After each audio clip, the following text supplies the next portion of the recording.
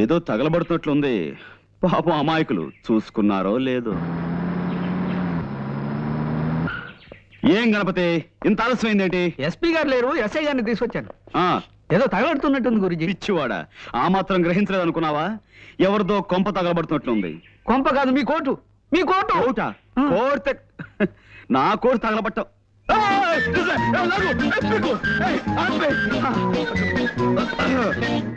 ఇదిగో Pandrangarao. No, call me Pond, James Pond. సర్లేవయ్యా, నన్ను ఎందుకు అర్జెంట్గా రమ్మని పిలిపించావు?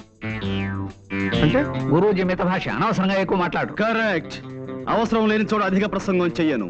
అవసరం ఉన్న చోట అణుబాంబు నుంచి ఆవకాయ దాకా అనర్గళంగా మాట్లాడగలను. కొన్ని అవసరమైన సందర్భాలు అనవసరంగాను, కొన్ని అనవసరమైన సందర్భాలు అవసరంగాను కనిపిస్తుంటాయి. ఏది అవసరమైందో, ఏది అనవసరమైందో, అంటే దేనికి అవసరం ఉందో, దేనికి అవసరం లేదో సూక్ష్మ బుద్ధితో గ్రహించి అవసరమైన చోట అవసరమైన ప్రసంగమే చేస్తాను తప్ప అనవసర ప్రసంగం చెయ్యను. మిత భాషని కదా. ప్రొసీడ్. అంటే లోపల ఏం జరుగుతుందని నీ ఉద్దేశం? నరమాంస విక్రయం, ఆడపిల్లల అమ్మకం. నీ కళ్ళతో నువ్వే చూదువు గాని సౌమిత్రి. కమాన్. నువ్వు హాయిగా సుఖంగా బతకాలంటే పర్వాలేదు. కమాన్. పెద్దవాడిని చెప్తాను. దుబాయ్కి వెళ్ళడానికి అన్ని ఏర్పాట్లు చేసాం. మా మాట వింటే నీకు, మీ వాళ్ళకు, మాకు అందరికి లాభం.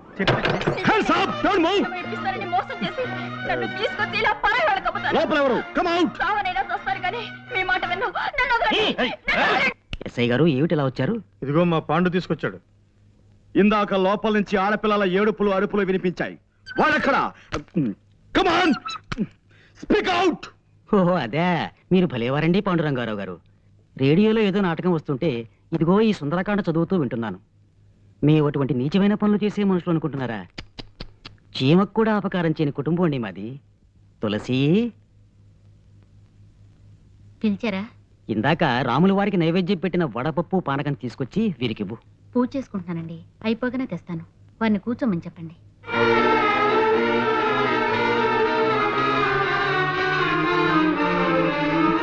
నీతో వచ్చిన చికాకు ఇదేనే పాండు. ప్రతిసారి నన్ను అనవసరంగా పిలిపిస్తావు, ఫూల్ చేస్తావు. ఇందులో ఏదో మోసం ఉంది సౌమిత్రి. ఇంకోసారి మనం లోపలికి వెళ్ళి చూస్తే. చూసాంగా, ఇంకోసారి లోపలికి అయితే ఇంతకాడే వదలవుతాం. నువ్వేం చేస్తావు నాకు తెలీదు, నేను వస్తా. మరి మేమండి? రండి.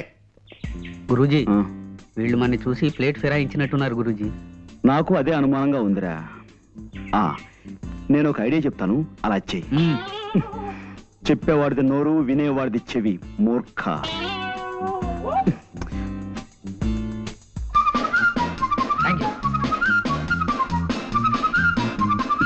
వదిలే బాబు. గురూజీ, మోసం, దగా, కుట్ర, ద్రోహం. ఏంటి వాళ్ళు ఏమన్నారు? వాళ్ళు మొన్నటి నుంచి ఏ నాటకము బ్రాడ్కాస్ట్ చేయలేదట గురూజీ. ఇప్పుడు వాళ్ళు అలవాటు ప్రకారం గేదెల చేత ఎక్కువ పేడ ఎలా వేయించాలి, ఆ పేడతో పెద్ద సైజు పిడకలు ఎలా చేయాలి అనే శ్రీమతి గొబ్బెమ్మ గారి ప్రసంగం ప్రసారం చేస్తున్నారట. I see. పద. ఆగో. Come on. Don't move. Keep standing. Now. Mister, ఇంకా రేడియోలో నాటకం వింటూనే ఉన్నారా? ఓహో, చేతిలో సుందరకాండ అంటే ఇదా? చాలా సుందరంగా ఉంది. ఓహో, ఇవి వడపప్పు, ఇది పానకం, అవునా? తులసి గారు, తమరి పూజా కార్యక్రమాలు అయిపోయాయా? Mister, no. నువ్వు పోలీస్ డిపార్ట్మెంట్ కి కనికట్టు కట్టగలవేమో కానీ ఈ ప్రైవేట్ డిటెక్టివ్ కన్ను కప్పలేవు. You're all under arrest. Come on. అయినా సరే, అరెస్టే. Ganapathi, get them all. Good morning, sir.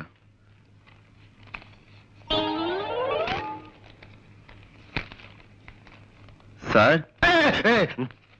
ఎవరు? అక్కడక్కడ. నమస్కారం అండి. మేము వైజాగ్ నుంచి వస్తున్నామండి. గంగాధరం గారు వాళ్ళ అమ్మాయి నిశ్చల నన్ను పంపించారు. మీ అడ్రస్ వెతికి పట్టినసరికి నా తలప్రాణం తోక్కొచ్చింది. గంగాధరం గారు నాకు అన్ని విషయాలు వివరంగా చెప్పారు. రాంకోటి గారు అంటే మీరే కదండి? వినిపించలేదా? నా తండ్రి, ఆ మాట ముందే చెప్పొచ్చుగా. నేను వైజాగ్, విశాఖపట్నం నుంచి వస్తున్నాను. గంగాధరం గారు నన్ను పంపించారు. రాంకోటి గారు అంటే మీరే కదా? అంత గట్టిగా అరుస్తారు ఎందుకు? నాకేం చెవుడనా? రాముని వారి గుడే కదా మీకు కావాల్సింది. తిన్నగా అడగరాదు. సీతా స్వయంవరం నుంచి శ్రీరామ పట్టాభిషేకం దాకా కథ మొత్తం చెప్పి మరీ గుడి గురించి అడగాల. ఆ పక్కనే ఉంది, వెళ్ళిరండి. ఆ పేపర్ ఇలా ఇవ్వండి. చూడు నాయనా, ఇలాంటి బట్టలు వేసుకుని ఎప్పుడు గుడికి వెళ్ళకు. కాస్త మంచి బట్టలు వేసుకు వెళ్ళు. చూడండి, మేము అడిగేది రాముల వారి గుడి గురించి కాదండి బాబు, రామ్ కోటి గారి గురించి. అమ్మో, మీలో మీరు గొనుక్కుంటారెందుకు? కాస్త వినపడేటట్టు చెప్పొచ్చు కదా. ఇలా చావగొడుతున్నారేంటండి బాబు? కాసేపు గట్టిగా మాట్లాడేమంటారా? కాసేపు మెల్లగా గొడుగుతున్నామంటారా? ఇంకెలా మాట్లాడమండి? మాకు వచ్చేది ఒకటే అయిపోతావా? ఎవరిని ఆయన ఆయనకే వినిపించదు, ఎందుకలా అరుస్తారు కంఠశోష?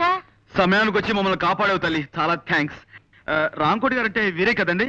కాదు బాబు, మరి వీరి పేరేమిటి? వారి పేరు నేనేలా చెప్పను బాబు. ఈ వయసులో మీకు సిగ్గే ఉంటామ్మా. ఏమిటో ఈ ఇంట్లో ఒక్కొక్కరు ఒక టైప్ లో బాధ పెడుతున్నారు. చూడమ్మా, మాకు చాలా అత్యవసరం. రాంకోటి గారు పోనీ పోనీ ఈయన పేరేమిటో చెప్తారా? వారి పేరు కృష్ణమూర్తి గారు. కృష్ణమూర్తి.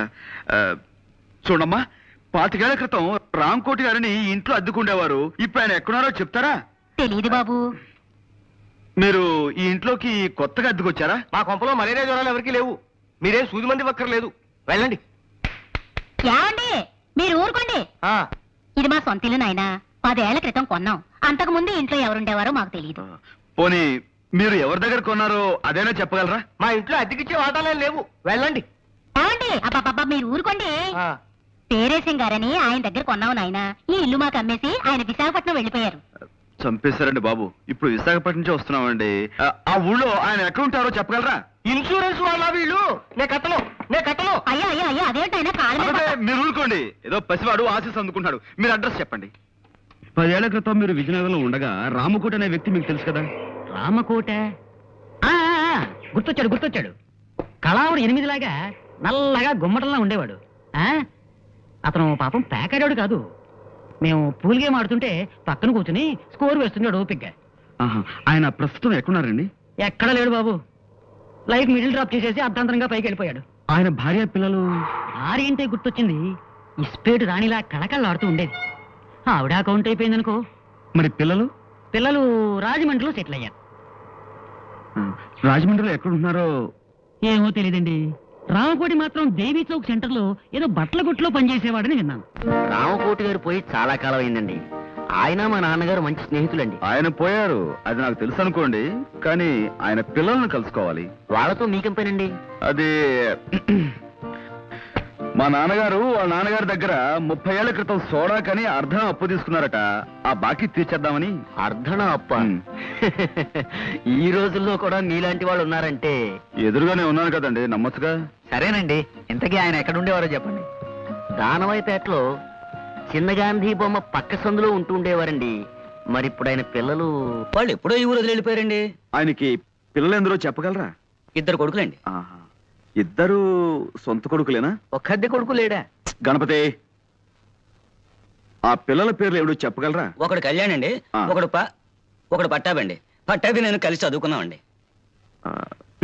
చూడు మాస్టారు, 2 పిల్లలు ఉన్నా గాని ఒక్కోసారి ఓ పిల్లాడి మీదే తండ్రికి ఎక్కువ ప్రేమ ఉంటుందంటారు. ఆ విధంగా రామకోటి గారు ఎవరిని ఎక్కువగా చేరదీసేవారో చెప్పగలరా? అంటే ఆ విషయం అయితే రామకోటి గారు పట్టాబంటేనే ఎక్కువ ఇష్టపడేవారండి. రెండో వాడు కళ్యాణ్ ఈ విషయంలోనే పట్టాభితోనూ ఒక్కోసారి నాతోనూ కూడా పోట్లాడేవాడండి. Very good. ఇప్పుడు కళ్యాణ్ ఎక్కడుంటున్నాడో చెప్పగలరా? వైజాగ్ ఎలక్ట్రిసిటీ డిపార్ట్మెంట్ లో పనిచేస్తున్నాడండి. ఆ మధ్య నా దగ్గర 200 అప్పు తీసుకున్నాడు, తిరిగి పంపించేసాడండి. ఎంఓ ఫారం మీద ఫ్రమ్ అడ్రస్ చూశానండి. పిల్లాన్ని సంకలో పెట్టుకుని ఊరంతా వెతికినట్టు చంటబ్బాయిని వైజాగ్ లోనే ఉంచుకుని ఎన్ని ఊళ్ళు తిరిగాం. చంటబ్బాయి ఎవరండి? అదో కేసులేండి, దాని గురించే. ఏమిటండి అది చంటాబాయని మేము సినిమా తీయబోతున్నాం. అందులో హీరోగా కళ్యాణ్ బుక్ చేద్దామని ఆ ప్రయత్నంలో. ఏమండి మీరు సినిమా తీస్తున్నారండి? ఏమండి నమస్కారం అండి, నా పేరు విశ్వనాథ్ ధమ్ అండి. చాలా నాటకాలు వేశానండి. ఎన్నాళ్ళుగానో ఒక్క సినిమాలో యాక్ట్ చేయాలని చాలా కోరిక ఉందండి. అయ్యా, ఒక్క చిన్న బిట్ యాక్ట్ చేస్తాను. అదే మనం తర్వాత కలుసుకుందాం. బాబు కాదనకండి. బాబు చెప్పండి. మాకు చాలా అర్జెంట్ పని ఉంది. ఒక్క చిన్న బిట్టండి, చిన్న బిట్టండి. All right. తమరు ఎప్పుడైనా గుడ్డివాడి పాత్ర వేశారా? లేదండి, మీరు చెప్తే చేసేస్తానండి. అలాగే. అది ఆకలితో బాధపడుతున్న ఒక గుడ్డివాడు ఎలా అడుక్కుంటాడో మీరు నటించి చూపిస్తారా? నటిస్తానండి. బాగా ఆకలితో కదండి. అయ్యా బాబు, ధర్మం చెయ్యండి బాబు. ఒక్క 5 రూపాయలు ధర్మం చేస్తే అజంతా హోటల్లో చికెన్ బిర్యానీ తింటాను బాబు. తండ్రి, అమ్మా, బాబు ధర్మం చెయ్యండి బాబు. అనాథ బతుకు బాబు, తల్లి తండ్రి లేనివాడు. వాళ్ళేరి? ఎవర్రా వాళ్ళు? అదే సినిమా తీస్తానన్న వాళ్ళు. సినిమానా నిశ్చార్థమా అడ్డగాడిదా? మేమంతా చచ్చామనుకుంటున్నావా? అనాథ జన్మంటే అడుగు తింటున్నావు. ముప్పొద్దున 3 కుంభాలు లాగిస్తూనే ఉన్నావు కదరా. అది కాదు నాన్న, వాళ్ళు సినిమాలో వేషం ఇస్తానంటాను, కొంచెం యాక్ట్ చేసి చూపిస్తున్నాను. సినిమాలో వేషాలు వేసుకుంటూ అడుక్కు తింటూ బతుకు. నా కొడుకు పుట్టగానే టీవీ చూసి దడుచుకుని చచ్చాడు అనుకుంటాను. నాన్న, నాన్న.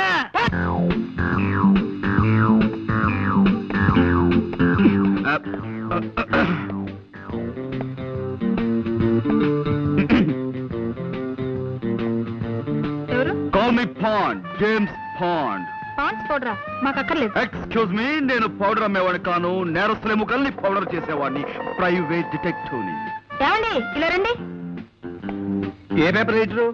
No, I'm Pond, James Pond. I'm Kalyan. Oh, nice meeting you. ఈ ఇల్లు మీ సొంతమా? లేదండి, అద్దిల్లే. వాళ్ళు అడిగారు?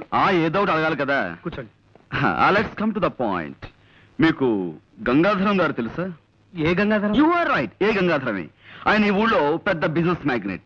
Devayani asbestos limited, Gangadharam textiles, సెమిస్టార్ షుగర్స్, ఇలాంటి పెద్ద పెద్ద కన్సర్న్స్ కి ఆయన ఓనర్. విన్నాను. ఏ? ఆయన నాకు అప్పగించిన పని మీద మీ దగ్గరికి వచ్చాను. ఏమిటి అలా డల్ గా ఉన్నారు? వారం రోజులు బట్టి వరుసగా టీవీ చూస్తున్నారా? లేదే, ఎందుకలా అడిగారు? ఎంతటి ఆరోగ్యవంతులైనా సరే వారం రోజుల పాటు వరుసగా టీవీ చూశాడంటే అతనిలో జీవకళ చచ్చిపోయి ప్రేతకళ బయటపడుతుందని నా గట్టి నమ్మకం. బాగుందండి. ఏమిటి ఇదే? కాదు, వీరి మాటలు.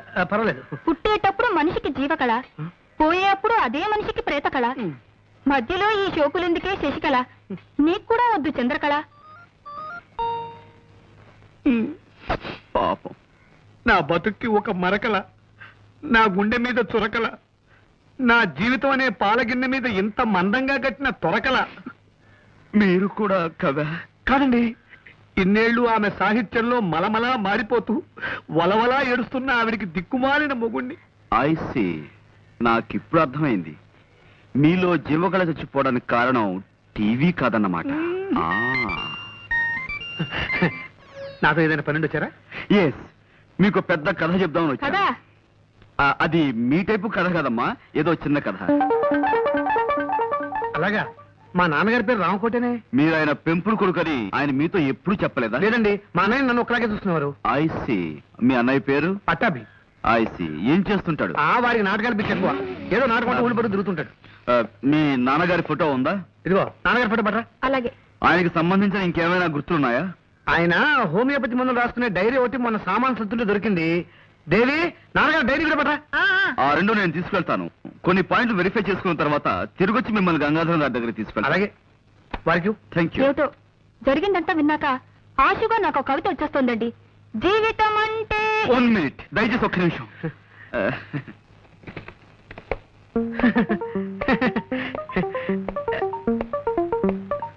చెప్పుకోండి.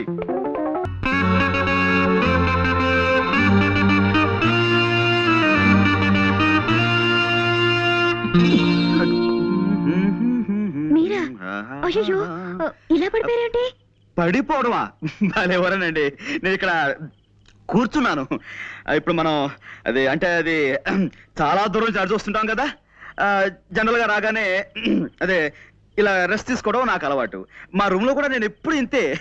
అది అందులో ఇక్కడ గుమ్మం అది చాలా వెడల్పుగా బాగుంది. ఇల్లు కూడా. మా ఇల్లు ఎలా తెలుసుకున్నారు? ఏమండి, ఇలాంటివన్నీ మీరు అడగకూడదు. మన పందెంలో నేను గెలిచాను. చూడండి, నా మాటకో నా చేష్టకో కాకుండా మన ఒప్పందం ప్రకారం నా కోసం నన్ను చూసి తీయగా ఓ చిన్న నవ్వొకటి నవ్వండి ప్లీజ్. సుహాసిని, సుమధుర హాసిని. అయ్యో, మా నాన్న వింటున్నాడు. ఏమండి, రేపు మీ ఆఫీస్కి వచ్చి తీరుబడి. ఎవరన్నారు? మీ నాన్నగారా? రేపు మీ ఆఫీస్కి వచ్చి తీరుబడిగా మీరు అడిగిన సార్లు అవుతాను. ముందు మీరు ఇక్కడి నుంచి వెళ్ళిపోండి. చూడండి, నేను రేపు ఆఫీస్కి మీకోసమే వస్తాను. నేను ఇక్కడి నుంచి విజేతగా వెళుతున్నాను. అది మాత్రం మర్చిపోకండి. Mind it. మీకు అసలే మంచి మర్పు. దారిటండి. అదే నాకేం తెలియదు అనుకున్నారా? వాస్తు ప్రకారం ఒక కొత్త ఇంట్లోకి వచ్చినప్పుడు అదే అదే గృహం మధ్యం దాకా వెళ్ళాలని శాస్త్రం చెబుతోంది. అందుకే నేను ఇక్కడ దాకా వచ్చి అది good night. Good night. Good night అండి. ఏమిటయ్యా పండు బొమ్మలు గీస్తున్నావు? బొమ్మలు కాదు సార్, జ్వాల కేసుని మన మట్టి బుర్రకి ఎక్స్ప్లెయిన్ చేస్తున్నాను. అబ్బా వద్దయ్యా, ఈ కేసు గురించి నువ్వు ఈషన్ మాత్రం కూడా ఆలోచించుకు. అదనమాట. మన ఎవరో మోటార్ సైకిల్ పోయిందని కంప్లైంట్ ఇచ్చారు చూసావా? ఆ కేసు నువ్వు చూసుకో, ఈ జ్వాల కేసు నాకు వదిలే. అదనమాట. మోటార్ సైకిల్ మధ్యాహ్నం కల్లా దొరుకుతుంది సార్. ఆ పని పూర్తి చేస్తే ఈ పని మొదలు పెట్టాను. మీరు ఏదో పని మీద వెళ్తుంటున్నారు, మీరు వెళ్ళండి. వెళ్తానులే, నువ్వు ఈ కేసు గురించి పూర్తిగా మర్చిపోతేనే గానీ నాకు మనశ్శాంతి ఉండదయ్యా. అదనమాట. చూడు, పెద్దవాణ్ణి, 20 ఏళ్ళు తిహార్ జైల్లో ఉండొచ్చిన వాడిని, కాస్త గౌరవం చూపించు. అదనమాట. అలాగే సార్, మీరు బయలుదేరండి. బాస్ వద్దంటున్నారు కదా, మనం ఈ కేసు వదిలేద్దాం గురూజీ. నెవర్. జ్వాల నిర్దోష్ అని నా నమ్మకం. నాకు మాత్రం ఆవిడే దోషం నమ్మకం. నీ నమ్మకం తప్పని నా 6th సెన్స్ నమ్మకంగా చెబుతోంది. నోర్ ముయ్. ఆల్ రైట్, ఈ బొమ్మ చూడు. జ్వాలని వాళ్ళ నాన్నగారు ఇలా తీసుకొచ్చి ఇక్కడ దింపారు. రైట్. జ్వాల ఇలా ఫోన్ దగ్గరికి వెళ్ళింది. రైట్. శవం ఇక్కడ పడుంది. రైట్. పనావిడ ఇక్కడి నుంచి చూసింది. రైట్. రాస్కెల్, నా పాయింటర్ విరక్కొట్టేశావు. ఇప్పుడు నేను దేంతో చూపించాలి? వేలుంది కదా గురూజీ. వేలు. Good good idea. నా ఉద్దేశంలో జ్వాల రావడానికి ముందే ఎవరో మార్వాడిని హత్య చేసి జ్వాల రావటం గమనించి రివాల్వర్ ని టెలిఫోన్ మీద పెట్టి పారిపోయి ఉంటారు. చీకట్లో ఏమీ కనిపించక జ్వాల టెలిఫోన్ అనుకుని ఆ రివాల్వర్ ని చేతిలోకి తీసుకుంది. సరిగ్గా అదే సమయంలో పని మనిషి లైట్ ఆన్ చేసింది. ఆ తర్వాత నమ్మకం లేదు గురూజీ. బ్యాంకు దోచైనా సరే 1 లక్ష సంపాదించాలని ఆవిడ ఓసారి అన్నది గుర్తుందే. ఇప్పుడు అవకాశం వచ్చింది గనక మార్వాడిని చంపేసి వజ్రాలు తండ్రికిచ్చి పంపించేసి ఉంటుంది. రైట్. కాసేపు నీ మాటలే నమ్ముదాం. జ్వాల కాజేసిన వజ్రాలు ఇచ్చి కార్లు బంగ్లాలు కొనలేదు కదా. ఆ వజ్రాలను ఎక్కడో ఓ చోట అమ్మి క్యాష్ చేసుకుని ఉండాలి. Right right right right. గ్యారంటీగా రేపో ఎల్లుండో ఏ బంగారపు కొట్లోనో అమ్మి తీరుతుంది. వెళ్ళి చూడండి. సరే, రేపటి నుంచి జ్వాల్ని నీడలా అనుసరిస్తాను. నా వాదన కరెక్ట్ అని, నీ అభియోగం తప్పని నేను నిరూపిస్తాను. నేనే గెలుస్తాను గురూజీ. పందెం నా గెలుపు నాదే.